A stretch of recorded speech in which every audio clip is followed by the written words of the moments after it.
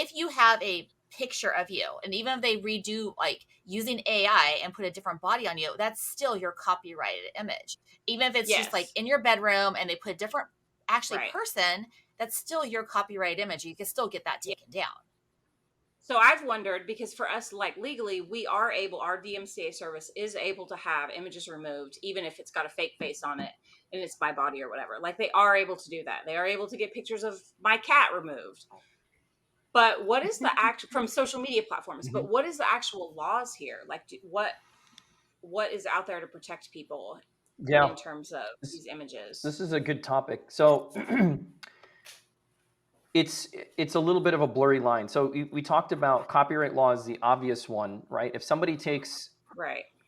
something that you did create, that you are the author of, Right. and superimposes or modifies, then that would be considered under copyright law what we call a derivative Right. work. So it's infringing, and you nailed it. A DMCA protocol should work, right? Send a Right. DMCA notice. You have to take it down. They have 10 days to respond. Otherwise, you file suit if they don't. But in other instances, somebody might contest it and say, "Well, I've altered it enough that it's no Right. longer original, and in fact, or rather, I've created enough originality out of it that you don't even recognize it." I would still argue that most generative AI is infringing, right? I would say most of it is 100% infringement. So, in addition to DMCA stuff, there are criminal implications if it gets to pornographic levels, right? And Mm-hmm. so, the deep fake porns, and actually 10 states have laws that criminalize deep fake pornography. And it's sad it's only 10, but states usually move faster than our feds do, as most of us know. But like, I mean, 12-year-olds can still get married in a lot of states. So that we're is a way very behind on good a lot of point. things. That is a very good point. And I want to know the names of people who tried to pass that statute. That's what I want to know. They need to be burned at the Right. cross, as they say. Um, Yeah, guys, come on. We're way behind on a lot of things. we are grossly behind.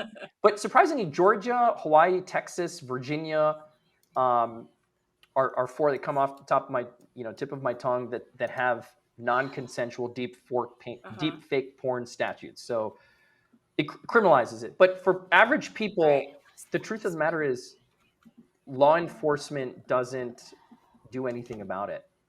I love it because I think that's what creators need. There's Yeah. a huge need for IP services out there for creators, and there's just not enough. And the creators I talk to, they don't, I mean, we all know, like the three of us know, but there's so many like internet creators across all different platforms, YouTube, Instagram, that just don't protect their IP. Yeah. And it's just Right. like, that's all you're doing is throwing money away.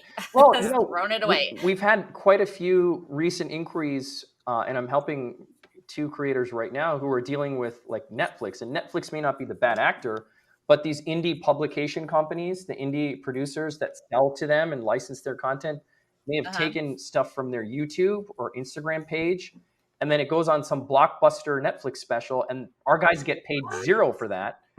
And so we then have to come in and negotiate a deal. And fortunately, Yeah. even without a registered copyright, although you have less claims, you can still get a reasonable royalty for your content. Oh, yeah. So, and some Right. of it can be significant, like 50,000, 100,000, depending on how Right. big that the video was on these streaming So sites. how is it that Instagram, I mean, not Instagram, but Netflix, their legal is not even aware of that? So what ends up happening, and most people don't know this, but the way production works, right? You, especially with a gigantic streaming platform like Netflix, is you Mhm. have these indie producers, not Yeah. Netflix productions. Although you have Netflix productions, but the way it gets Right. past Yeah. them is there's a contract that basically says, okay, indie producers, whatever content you are giving us, you are representing that you own it and you've done the clearances on the intellectual property. Okay. And so somebody from the production company generally drops the ball and just trusts what production does, and it comes in and there's a question. It's like, check the box. Did you secure IP rights? Yes. And they pass it down, and then somebody sees it. It's like, That's dude, true. I didn't get paid for Right. that. Nobody talked to me. I've even seen situations where they will contact the creator and the creator will just ignore them or even say Uh-huh. no, and they'll use it anyway. Oh yeah, you see that even just like online when news organizations want to share someone's video of a breaking news thing, Yeah. where they're like asking if they can use it, and some people say yes, some people are like pay them. There's always, With, and most people don't even notice with news, it's until someone points interesting. it out. With news, it's interesting because usually it falls into a fair use because it's newsworthy and it's Hmm. or it's public domain, and they're trying to, Right, they're not making money off the content, they're telling a story about it, there's some angle to it, blah blah blah. But right. I get your point.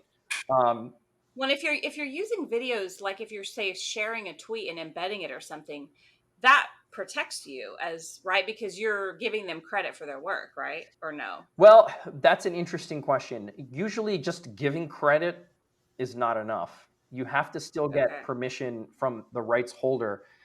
And okay, we see this a lot with influencers, right? And so some of my clients are like, Race, I understand they said that like credit goes to me, but I didn't give them permission to even use that clip, especially if it's in tandem okay. with some kind of promotion. Like if they're Uh huh. self-promoting, or they're, what people love to do now is in a legal way, you can comment, right? So if Crystal has a video and I'm like, you know what? I'm going to make a legal commentary on this video. And I take her video, and here's me in a box, and here's Crystal, Oh yeah, and yeah. I see it's a lot of it's those. streaming, and I'm commenting Uh-huh. on it. Uh-huh. Technically, you can do that legally, okay? Depending on the nature of the commentary. If I'm just sitting there and watching and streaming it and taking credit for mine, saying it's original, probably not going to Uh-huh. work. And then But if how you do it as like a stitch or whatever, right? Isn't that a stitch. that's what a lot of people do? And stitches are usually short, right? Like 30 seconds, a minute. And so generally creators don't care because it's commentary. Maybe it's commentary that is favorable to them and it's kind of proliferating their Right, brand. right.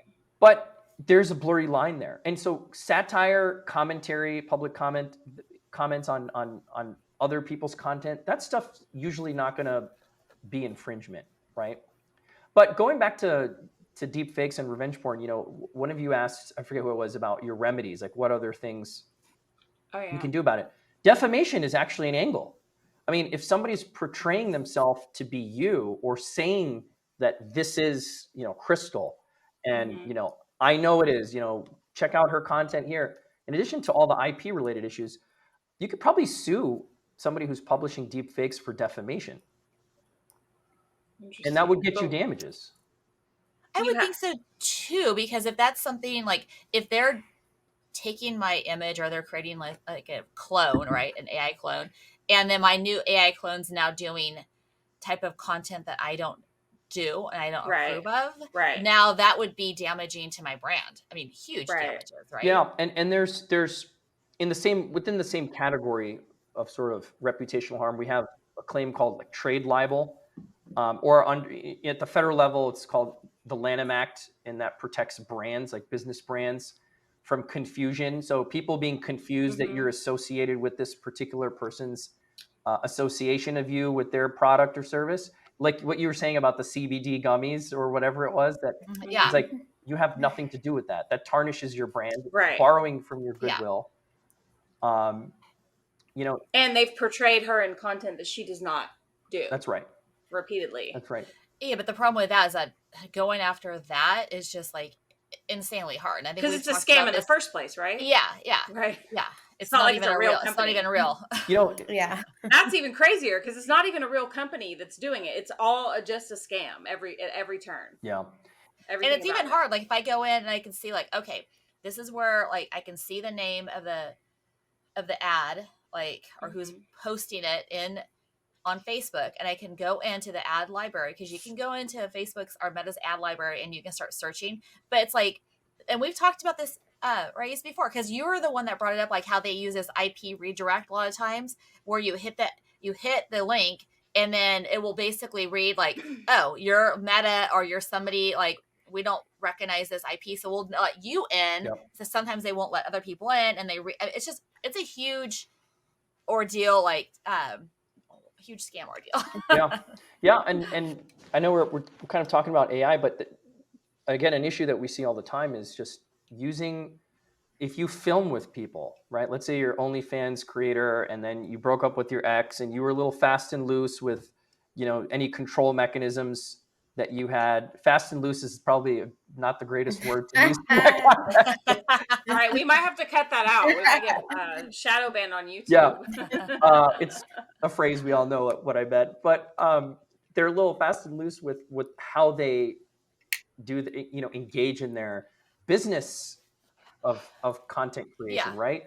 And so somebody might have a copy of your intimate photos or videos, and they leak it, right? You've had exes where relationships go bad, and we get these intakes, and they're horrible stories. My ex, showed his friends, and one of those friends is now selling it, or it's on Pornhub, or like it goes out of control. And sometimes the intellectual property rights aren't enough. And Crystal, we've talked about this before, but you can actually find out who's behind anonymous posts online, through, if you follow the right legal channels. And sometimes we can find out who posted it, where they are, get their credit card number, and hold them responsible, right? And there are the good news for your listeners is there are options.